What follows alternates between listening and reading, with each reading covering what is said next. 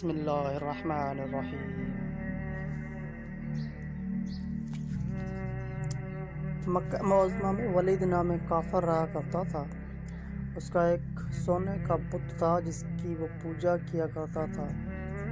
ایک دن اس بت میں حرکت پیدا ہوئی اور وہ کہنے لگا، لوگوں، محمد اللہ کا رسول نہیں ہے، اس کی تصدیق مت کرنا۔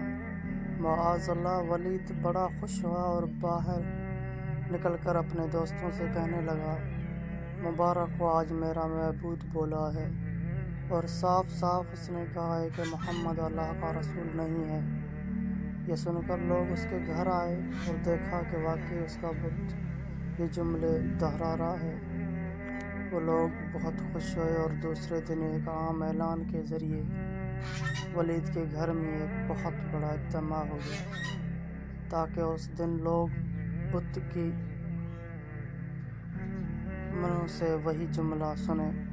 اس بڑے اجتماع میں لوگوں نے حضور صلی اللہ علیہ وسلم کو بھی دعوت دی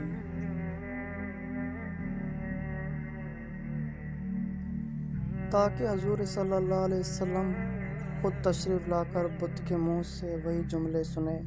چنانچہ حضور صلی اللہ علیہ وسلم بھی تشریف لائے۔ جب نبی کریم صلی اللہ علیہ وسلم تشریف لائے تو بت بول اٹھا، اے لوگوں، خوب جان لو، محمد صلی اللہ علیہ وسلم اللہ کے سچے رسول ہیں، ان کا ہر ارشاد سچا ہے اور ان کا دین حق پر ہے، اور تمہارے بت جھوٹے ہیں جو تمہیں گمراہ کرنے والے ہیں۔ اگر تم سچے رسول پر ایمان نہ لاؤ گے تو جہنم میں جاؤ گے، بس عقل مندی سے کام لو اور اللہ کے رسول کو مان لو۔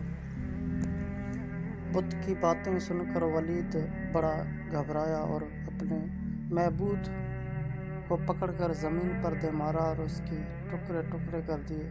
حضور صلی اللہ علیہ وسلم فاتحانہ طور پر واپس ہوئے اور راستے میں ایک گھوڑ سوار جو سبز پوش تھا حضور صلی اللہ علیہ وسلم سے ملا اور اس کے ہاتھ میں تلوار تھی جس سے خون ٹپک رہا تھا۔ حضور اکرم صلی اللہ علیہ وسلم نے فرمایا، تم کون ہو؟ بولا، میں جن ہوں اور آپ کا غلام اور مسلمان ہوں، جبل طور میں رہتا ہوں، میرا نام معین بن الحار ہے۔ میں کچھ دنوں کے لیے کہیں باہر گیا ہوا تھا، آج گھر واپس آیا تو میرے گھر والے رو رہے تھے۔ میں نے وجہ پوچھی تو معلوم ہوا کہ کافر جس کا نام مسفر تھا وہ مکے میں آ کر ولید کے بت میں گھس کر حضور صلی اللہ علیہ وسلم کے خلاف فضول گوئی کر گیا ہے، اور آج پھر وہ یہی بکواس دوبارہ بت میں گھس کر کرنے والا تھا۔ اس سے پہلے وہ آپ کے متعلق بکواس کرتا، یا رسول اللہ صلی اللہ علیہ وسلم، مجھے سخت غصہ آیا، میں تلوار لے کر اس کے پیچھے دوڑا اور اسے راستے میں قتل کر دیا۔ پھر میں خود ولید کے بت میں گھس گیا اور اب جو کچھ کہا میں نے کہا۔ حضور صلی اللہ علیہ وسلم نے یہ قصہ سنا تو بڑے خوش ہوئے کا اظہار کیا اور اپنے اس جن غلام کے لیے دعا فرمائی۔ بحالہ کتاب